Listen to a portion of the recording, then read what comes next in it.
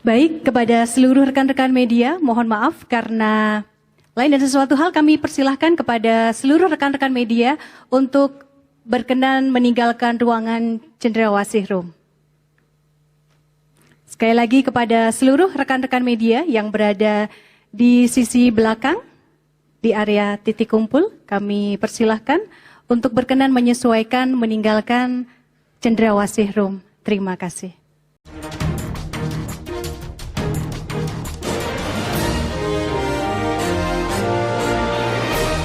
Selamat pagi para netizen dimanapun kita berada, salam inspirasi bagi kita semua. Ya, ini ada pemberitaan yang sangat menarik begitu ya, soal Danantara. Ya, ini ada rapat besar-besaran begitu kan ya soal Danantara, dan bahkan reporter ya diminta tak liput arahan Prabowo soal Danantara. Ada apa? Bukankah ini adalah uang rakyat? Bukankah ini adalah sebuah transparansi? Ada apa kok di situ begitu? Dan pada akhirnya kan ngeri-ngeri sedap, bos. Ya, pada akhirnya ngeri-ngeri sedap. Justru ini akan menimbulkan ya di di masyarakat ya bahwa ya bisa saja ada pengusiran, ada apa dan sebagainya begitu kan. Bisa saja muncul spekulasi wartawan diminta keluar ya ruangan jelang Prabowo pidato soal Danantara. Mungkin akan muncul narasi-narasi wah jangan-jangan diusir, wah jangan-jangan ini dan sebagainya. Banyak ya hal seperti itu begitu.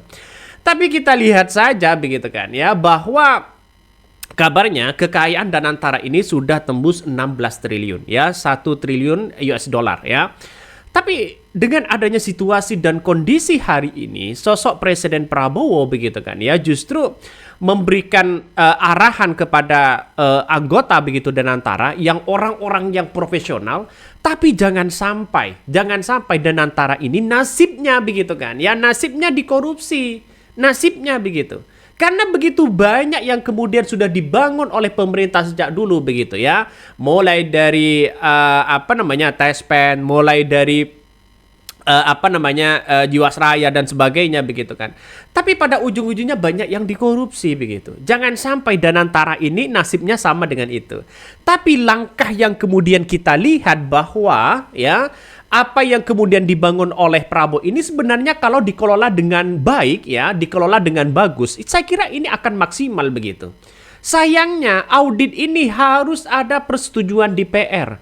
Sayangnya BPK, KPK, Kejaksaan Agung ya, nampaknya hanya menjadi kontrol tapi tidak bisa menindak kalau ada kerugian ya, terus kalau ada nuansa-nuansa keberhasilan begitu kan. Artinya harus kembali kepada DPR itu tadi begitu. Saya kira ini hal yang kemudian agak nuansanya menurut saya pribadi agak aneh-aneh gimana begitu kan ya.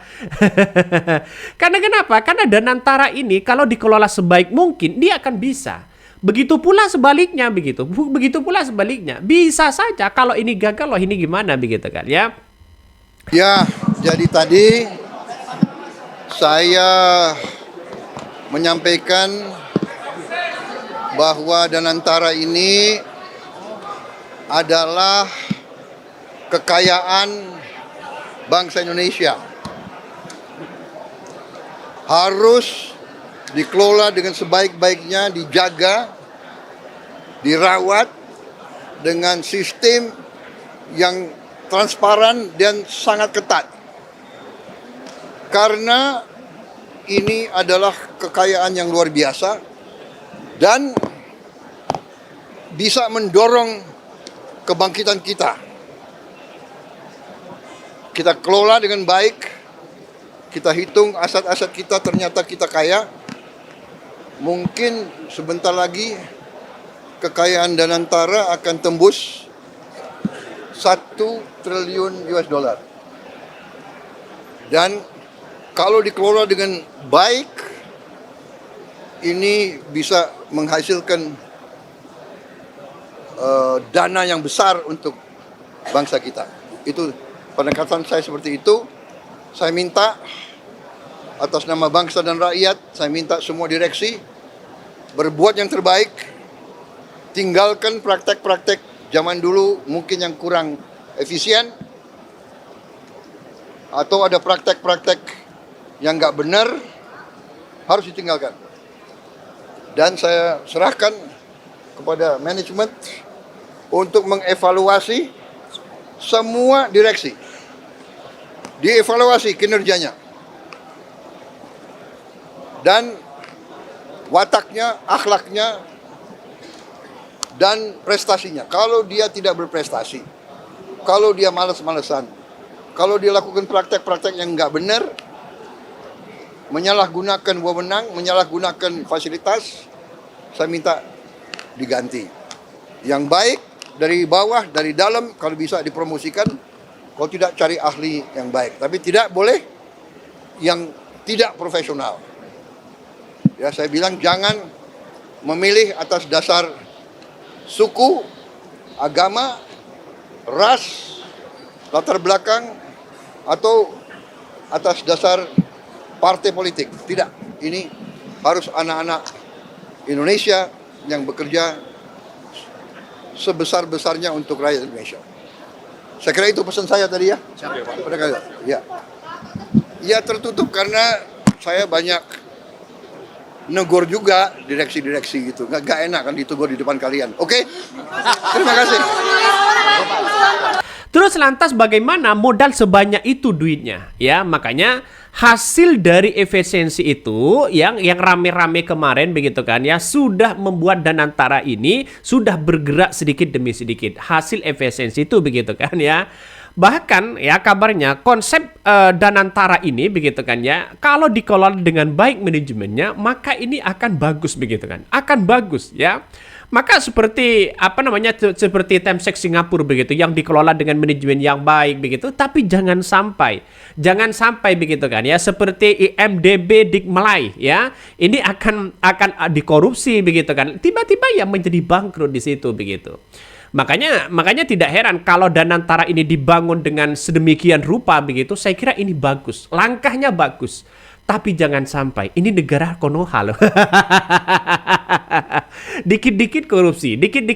Jangan seperti itu begitu. Sekuat apapun ya, setegas apapun presidennya, kalau ya kebijakan orang-orang korupsi ya itu aja ya, tidak ya mana mungkin begitu kan. Ya jangan sampai hal-hal seperti itu terjadi begitu kan ya. Jadi artinya apa? Artinya berada di situ orang-orang hebat. BUMN akan berada di naungan Danantara, akan diringkus semuanya. Artinya akan dimasukkan ke Danantara begitu kan. Sehingga Danantara itu akan besar luar biasa dan bahkan akan lebih besar dari yang lain, dari TSP, Jiwasraya dan sebagainya begitu kan. Jadi saya kira ini ada persoalan-persoalan yang kemudian ya yang dihadapi tantangan besar terhadap Presiden Prabowo pada akhirnya. Saya bukan tidak setuju dengan Danantara ini. Tapi kalau ya dikelola dengan baik, manajemen yang bagus, saya kira ini bagus. Bisa saja negara-negara lain bisa ngutang ke Danantara. Tapi harus kita buktikan bersama begitu kan. Ya harus kita buktikan.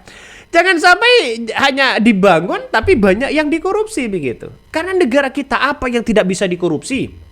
Ya, Pertamina dikorupsi, BUMN banyak dikorupsi begitu kan ya. Yang lainnya juga banyak dikorupsi. Di setiap instansi, bahkan di kementerian pun banyak yang dikorupsi. Ini sehingga masyarakat tidak begitu percaya dengan adanya seperti ini begitu. Lantas bagaimana dampaknya kepada masyarakat?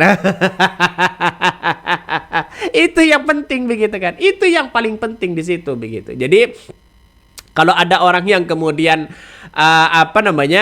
Danantara ini sudah hampir 16 triliun ya saya kira ini bagus begitu kan. Ya bagus ya. Tapi kan hasil dari efisiensi mereka. Ya tak cuma BUMN, mungkin aset-aset negara begitu akan masuk ke Danantara, akan menjadi satu di situ begitu. Lantas bagaimana Danantara ini ya, soal BPK, soal kerugian negara ini akan kembali, tidak bisa diaudit kembali, bahwa tidak bisa ditindak siapa di dalamnya yang membuat kerugian itu. Karena akan kembali ke DPR pada akhirnya. Yang saya baca seperti itu begitu kan ya. Makanya ada beberapa aturan ya soal Danantara begitu yang disebut dengan SUS itu begitu kan. Salah satunya adalah mereka tidak bisa diminta pertanggungjawaban hukum ya atas kerugian-kerugian yang ada begitu ya. Seperti main judol coy, atau berhasil ya sana sini begitu kan. Korupsi sana sini pada akhirnya. Artinya apa? Artinya manajemen itu harus memang benar-benar dikelola sebaik mungkin. Karena sudah banyak terjadi di negara kita ini begitu kan ya. Jadi jangan sampai levelnya seperti level Tespen, ya Jiwasraya, Asabri begitu kan ya. Lalu kemudian seolah-olah asetnya pergi ke sana ke sini tiba-tiba buyar habis dikorupsi. Ya ini jangan sampai seperti itu begitu. Tapi anehnya kenapa Prabowo tidak bisa dilarang meliput begitu kan soal pencerahan terhadap Danantara ini begitu. Kenapa? Ini kan mesti transparansi kepada masyarakat. Mestinya begitu kan memberikan leluasa, memberikan pandangan terhadap masyarakat begitu bagaimana soal Danantara ini. Nampaknya Presiden Prabowo ini begitu kan gimana begitu. Ya saya kira mengapa saya agak kritik karena sebenarnya ini harus transparansi kepada masyarakat. Saya mengkritik ini demi langkah yang baik. Dan tadi itu jangan sampai levelnya dengan level Tespen dan sebagainya begitu kan ya. Jadi saya kira ini Danantara ini kalau dikelola dengan baik saya kira bisa kok begitu kan ya. Tapi jangan sampai dikorupsi.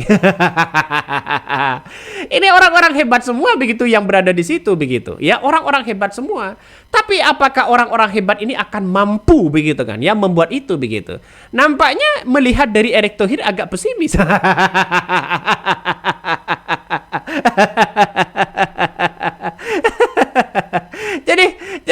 Jadi ini banyak begitu kan bahwa kalau nggak salah hampir 844 perusahaan BUMN ya yang kemudian akan masuk ke Danantara, akan dihandle oleh Danantara begitu. Jadi saya kira ini menurut saya pribadi wah ini 1 tahun lagi begitu kan. 1 tahun lagi bahwa kekuatan ekonomi kita kalau kalau dihitung secara kalkulasi dari mengelola 844 perusahaan BUMN, maka ini akan menjadi kaya.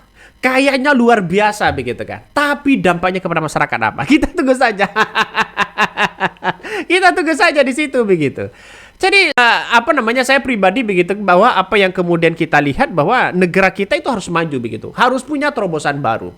Mengapa Danantara ini ya dibangun oleh Prabowo? Karena ada terobosan baru begitu. Tapi sangat disayangkan kalau levelnya masih level ya seperti Jiwasraya, Tespen dan sebagainya begitu kan ya. Lalu kemudian ya uangnya ngalir kemana tidak tahu begitu. Dan pada akhirnya ini kan kita lihat begitu. Dan bahkan satu begitu, kenapa Danantara ini tidak bisa dipertanggungjawabkan? Dalam artian harus ya ke DPR lagi begitu kan. Apa-apa harus ke DPR di situ. BPK, KPK yang ya dirangkul semua menjadi satu. Pada akhirnya siapa yang ingin memberantas? Ngeri bos. Ini ngeri sedap. Yang orang-orang yang berada di Danantara itu adalah orang-orang yang kaya. Orang-orang yang punya perusahaan, orang-orang yang kemudian sudah tajir di situ begitu. Kalau saya kira secara kalkulasi politik tidak mungkin mereka korupsi karena apa? Karena dia sudah kaya. Sudah kaya begitu. Tapi kita lihat saja di negara kita sekaya apapun orangnya, ya pasti dia melakukan korupsi. Itu oknum begitu kan ya. Jadi saya kira ini nampaknya begitu kan Erick Thohir agak pesimis juga masalah ini. Ya kita tunggu saja lah begitu kan ya. Sebenarnya mau dibangun apapun bagus begitu kan ya, tapi pengelolaannya jangan sampai ada korupsi, dikit-dikit korupsi begitu kan. Karena ini negara kita demokrasi begitu kan. Karena apa? Negara kita itu soal korupsi ya sudah menjadi budaya bagi mereka begitu. Sehingga apa yang terjadi? Hal yang biasa. Paling hukumnya tidak seberapa begitu kan.